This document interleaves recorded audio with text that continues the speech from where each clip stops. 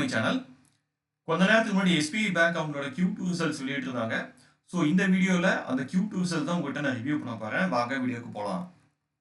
இந்த குவார்ட்டருக்கு SBI bank அவங்க post பண்ணிக்க நெட் ப்ராஃபிட் எவ்வளோன்னு பார்த்தீங்கன்னா 20,160 கோடி.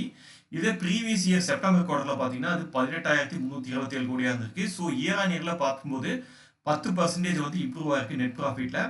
இந்த நெட் ப்ராஃபிட்ல இந்த குவார்ட்டர்ல அவங்க எஸ்பிஐ பேங்க்ல அவங்க வச்சிருந்த ஸ்டேக்கை வித்தது மூலமா வந்த பணமும் உள்ளடக்கி இருக்குன்னு சொல்லியிருக்காங்க. டோட்டல் இன்ட்ரெஸ்ட் இன்கம் பார்த்தீங்கன்னா இந்த குவார்ட்டருக்கு 1,19,654 கோடியாக இருந்திருக்கு. இதே ப்ரீவியஸ் செப்டம்பர் குவார்ட்டரில் பார்த்தீங்கன்னா அது 1,13,871 கோடியாக இருந்திருக்கு. ஸோ இன்ட்ரெஸ்ட் இன்கம் வந்துட்டு இயர் ஆன் இயர்ல 5% வந்து இன்க்ரீஸ் ஆயிருக்கு. இதே நெட் இன்ட்ரெஸ்ட் இன்கம் பார்த்தீங்கன்னா இந்த குவார்ட்டருக்கு 42,985 கோடியாக இருந்திருக்கு. இதே ப்ரீவியஸ் இயர் செப்டம்பர் குவார்ட்டரில் பார்த்தீங்கன்னா 41,620 கோடியாக இருந்திருக்கு. எகைன் நெட் இன்ட்ரெஸ்ட் இன்கம் பார்த்தீங்கன்னா இன்க்ரீஸ் ஆயிருக்கு இயர் ஆன் இயர்ல 3.3% சொல்லிட்டு. ஸோ ஆப்ரேட்டிங் ப்ராஃபிட்டை பொறுத்த வரைக்கும் பார்த்தீங்கன்னா இந்த செப்டம்பர் குவார்ட்டரில் 31,904 கோடியாக இருந்திருக்கு. இதே ப்ரீவியஸ் இயர் செப்டம்பர் குவார்ட்டரில் பார்த்தீங்கன்னா 29,294 கோடியாக இருந்திருக்கு. ஸோ ஆப்ரேட்டிங் ப்ராஃபிட் வந்து ஆல்மோஸ்ட் 9% இன்க்ரீஸ் ஆயிருக்கு இயர் ஆன் இயரில். ஸோ இந்த செப்டம்பர் குவார்ட்டரில் அவங்களுக்கு ப்ரொவிஷன் வந்துட்டு ப்ரீவியஸ் இயர் செப்டம்பர் குவார்ட்டரோட அதிகமாக இருக்குது. ஸோ ப்ரொவிஷன்ஸ் பார்த்தீங்கன்னா இந்த செப்டம்பர் குவார்ட்டரில் 5,400 கோடியாக இருந்திருக்கு. இதே ப்ரீவியஸ் இயர் செப்டம்பர் குவார்ட்டரில் பார்த்தீங்கன்னா 4,506 கோடியாக இருந்திருக்கு. ஸோ இது வந்து பார்த்தீங்கன்னா இன்க்ரீஸ் ஆயிருக்கு. ஸோ நான் ஏற்கனவே சொல்லியிருந்தேன் நெட் ப்ராஃபிட்டில் வந்து அவங்க எஸ் பேங்க்கில் அவங்களோட ஸ்டேக்கை விற்றதும் வந்துட்டு இன்க்ளூசிவாக இருக்குன்னு. ஸோ இந்த குவார்ட்டரில் எஸ் பேங்கோட ஷேர்ஸை வந்து அவங்க எவ்வளோ விற்றுருக்காங்கன்னு பார்த்தீங்கன்னா கிட்டத்தட்ட 13.18% எஸ் பேங்க் ஷேரை விற்றுருக்காங்க at the price point of ₹21.50. So இதன் மூலமாக அவங்களுக்கு கிடைச்ச வருமானம் எவ்வளோன்னு பார்த்தீங்கன்னா 4,593 கோடி ரூபாய் வந்து வருமானம் வந்திருக்கு எஸ் பேங்க்குக்கு. ஸோ இவங்க 13% ஷேர் ஆஃப்லோட் பண்ணதுக்கு அப்புறமும் எஸ்பிஐ பேங்க்ல எஸ் பேங்க்கோட ஷேர்ஸ் எவ்வளோ இருக்குன்னு பார்த்தீங்கன்னா இன்னும் 10.78% ஷேர்ஸ் இருக்கு. ஸோ இவங்க எதுக்கு வந்துட்டு எஸ்பிஐ பேங்க் வந்துட்டு எஸ் பேங்கோட ஷேர்ஸ் நிறைய வச்சிருக்காங்கன்னா மார்ச் 2020 வந்துட்டு எஸ் பேங்க் வந்து ஆல்மோஸ்ட் கொலாப்ஸ் ஆகாமல் இருந்தது. ஸோ அப்போ ஆர்பிஐ வந்துட்டு அந்த பேங்கை வந்து காப்பாற்றணுங்கிறதுக்காக ரிஃபார்ம்ஸ் கொண்டு வந்தாங்க. ஸோ அப்போ வந்துட்டு 40 to 48% ஷேரை வந்துட்டு எஸ் பேங்கோட ஷேரை வாங்கி அந்த பேங்க்கை வந்து ஸ்டெபிலைஸ் பண்ணாங்க. ஸோ இப்போ கொஞ்சம் கொஞ்சமாக வந்துட்டு அவங்க அந்த ஷேர்ஸ் வந்து ஆஃப்லோட் பண்ணிருக்காங்க. ஏன்னா இப்போ எஸ் பேங்க் வந்து ஊரில் ஸ்டெபிலைஸ் ஆயிடுச்சு. அடுத்து என்பிஏ டீடைல்ஸ் பார்த்தோம்னா ஸோ கிராஸ் என்பிஏ ரேஷியோங்கிறது பார்த்தீங்கன்னா இந்த செப்டம்பர் குவார்ட்டரில் 1.73% இருந்திருக்கு. இதே ப்ரீவியஸ் இயர் செப்டம்பர் குவார்ட்டரில் பார்த்தீங்கன்னா 2.13% இருக்கு. ஸோ 40 பேசிஸ் பாயிண்ட் வந்து கம்மியாக இம்ப்ரூவ் ஆயிருக்கு. ஸோ ஒரு பேங்க்குக்கு வந்துட்டு நான் ப்ராஃபிட் அசட்டுங்கிறது எவ்வளோக்கு எவ்வளோ கம்மியாகுதோ அவ்வளோக்கு எவ்வளோ நல்லது. ஸோ இவங்க லாஸ்ட் செப்டம்பர் குவார்ட்டரில் வந்து கம்பேர் பண்ணும்போது கிட்டத்தட்ட வந்துட்டு 40 பேசிஸ் பாயிண்ட்ஸ் வந்துட்டு கிராஸ் என்பிஏல கட் பண்ணியிருக்காங்க.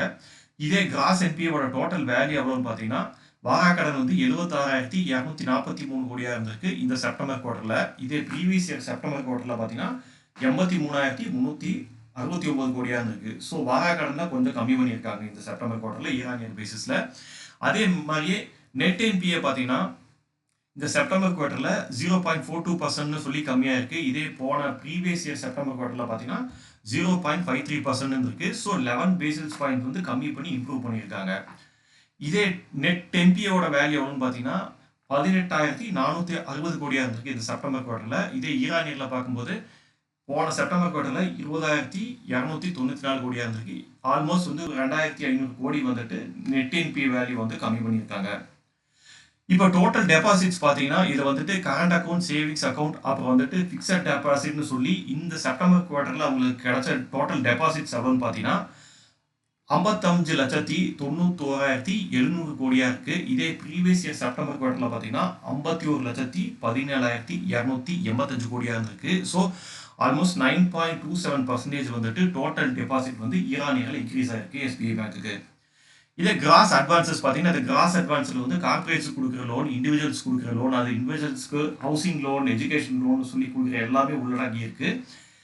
இதில் டோட்டல் அட்வான்சஸ் கிராஸ் அட்வான்சஸ் எவ்வளோன்னு பார்த்தீங்கன்னா இந்த செப்டம்பர் குவார்ட்டருக்கு 44,19,674 கோடியாக இருந்திருக்கு. இதே ப்ரீவியஸ் இயர் செப்டம்பர் குவார்ட்டரில் 39,20,719 கோடியாக இருந்திருக்கு. ஸோ கிராஸ் அட்வான்சஸ் பார்த்தீங்கன்னா இயர் ஆன் இயரில் 12.73% வந்துட்டு உயர்ந்திருக்கு.